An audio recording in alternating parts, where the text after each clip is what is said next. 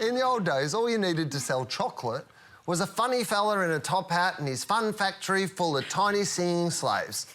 Now, selling chocolate starts with a viral video.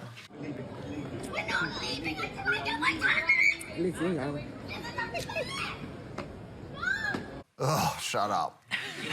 But what looks like the product of an annoying, spoiled child was actually the work of annoying, spoiled advertisers.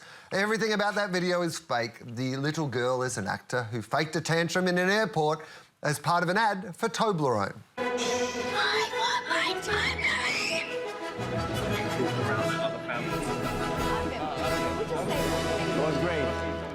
Ah, so it's fine when she does it, but I get arrested? I actually organised my own fun stunt after they got on the plane.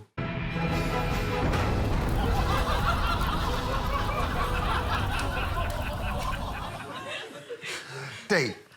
Yes, Wil. D, is a spoiled brat a good ad? No. Firstly, I can smell a stunt a mile off. That's a kind of temper tantrum a 3-year-old would do, not a 12-year-old. If my kids did that, they wouldn't be getting chocolate at all anyway. And even if you read all the comments on it, most people are just commenting about the poor parenting. But even if I liked the ad, the idea that going viral is necessarily good for brands is actual rubbish as well, and I'm going to get technical here with algorithms, okay? But algorithms reward consistency. And what happens when you have a one-off viral hit is it dilutes your core audience. So all these millions of people interact with this. So the algorithm thinks, oh, that's interesting. The next time you put something out, they don't interact with it because it's just your normal Toblerone stuff. And then that confuses the algorithm and it doesn't know whose feed to put your stuff into. So virality is fun, but consistency is kind of the game. In the world we live in now, with social media, attention is cheap. Memory is expensive, and preference is, like, priceless. Like, to get preference is very, very difficult, and you're not going to get it from a kid yelling and screaming. I think after you see that piece of communication, you don't think, I look forward to buying a Toblerone, or what I think is I wouldn't mind beating her over the head with the Toblerone. That's why they make those really big ones. And I'm going to get one and come for you, Finland! Protein. I have to admit, I want to hate this, but I actually think it's going to be pretty effective. And I hear you on the algorithm thing, but you know, it is very manipulative, and I think you can feel that they are playing on the fact that we have an innate desire to sort of watch humanity at its worst, and that people were supposed to film it and, you know, kind of watch it unravel and then it would go viral.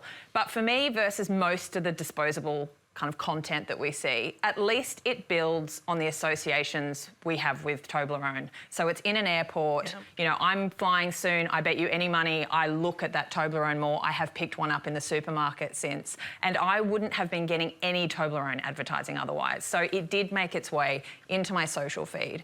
And I think because there is a comedy rug pull at the end and you are let in on the joke, it is a negative association at first, but I think it leads or lands in a little bit more of a positive. So I sort of hated it at first, but then I talked myself around. You know what? The product is placed in airports. They picked the right scenario in terms of building out that narrative and filming something that's great.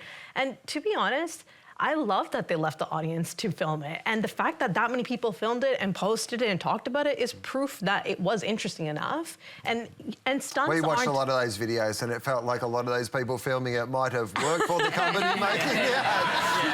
Nonetheless, the fact that it got everywhere, exactly, it got everywhere, and they are clearly building some sort of narrative that our generation, who's always known Toblerone, not the little kids. No little kid is walking around screaming for a Toblerone, if you actually think about it. Yeah. No 8, 12-year-old actually cares about Toblerone, but our parents' generation, all of us who might be able to empathize with a parent with a toddler or any age child, you know, throwing a tantrum, I think it's going to catch our attention even for a little bit. But if Russell got up, if Russell stood up and dropped his pants on the show, we would get a lot of viral hits. But would more people watch the show because of it? But he is not associated with dropping his pants. Like, they are associated with airports and... I mean, how big is the Toblerone? I need to point out that that did not happen. That's not the reason Russell isn't here.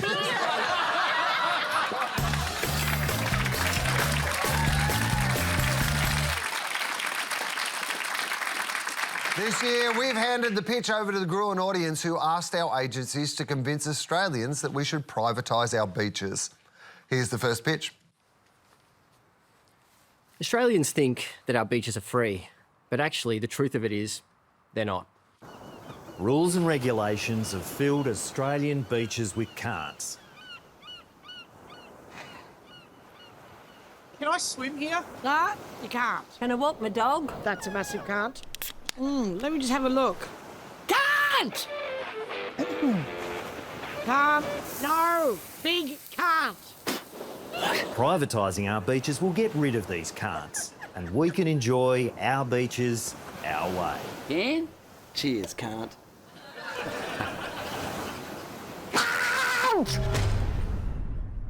Well, you've convinced me. Here's our next pitch. Australians love visiting their local beaches, but with over 34,000 kilometres of coastline to maintain, you can imagine this gets a little bit pricey. So we thought it was the right time for Australian beaches to earn their keep. Australia is home to the world's most beautiful beaches, but let's be honest, the cost of maintaining over 34,000 kilometres of coast isn't exactly a drop in the ocean. Wouldn't it be grouse if there was a simple way for our beaches to actually earn their keep? Well, now there is.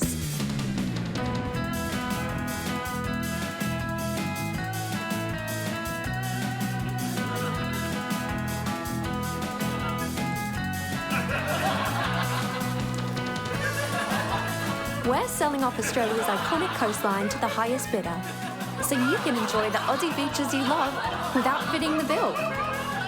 Paradise Locked Australia, selling tomorrow, today. Wow, you've convinced me, but what will our panel think, Dee? Which of the two did you prefer? I thought the second one was just a little bit inconsistent in tone, whereas the first one, A, I love the C word, and B, I love Bev Killick. So going with number one. Kieran, what about you? I think the second one felt more of a business strategy to me, and as an ad, I loved the first one. Emily? I am also going for the first one. I really liked their slightly different angle on free. Todd, what do you think? Free the... Okay.